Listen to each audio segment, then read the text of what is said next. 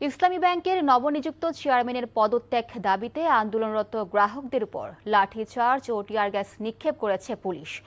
সোমবার সকাল থেকে ইসলামী ব্যাংকের প্রধান কার্যালয়ের সামনে অবস্থান নেন ইসলামী ব্যাংক গ্রাহক ফোরামের সদস্যরা।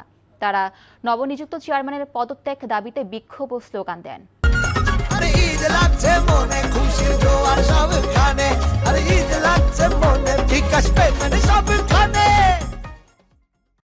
প্রত্যক্ষদর্শীরা জানান, সকাল 9:30টার দিকে আন্দোলনকারীদের সরিয়ে দিতে অভিযান চালায় পুলিশ। এ সময় লাঠিচার্জের পাশাপাশি জলকামান ও টিয়ার গ্যাস নিক্ষেপ করা হয়। এতে আন্দোলনকারীরা ছত্রভঙ্গ হয়ে যায়। বিক্ষোভকারীদের অভিযোগ, শান্তিপূর্ণ কর্মসূচিতে অপ্রয়োজনীয় বল প্রয়োগ করেছে পুলিশ। তবে অভিযান শেষে আন্দোলনকারীদের একটি অংশ আবারও ব্যাংক এলাকার আশেপাশে অবস্থান নেয়। ঘটনার পর এলাকায় অতিরিক্ত পুলিশ মোতায়েন করা হয়েছে এবং নিরাপত্তা জোরদার করা হয়েছে।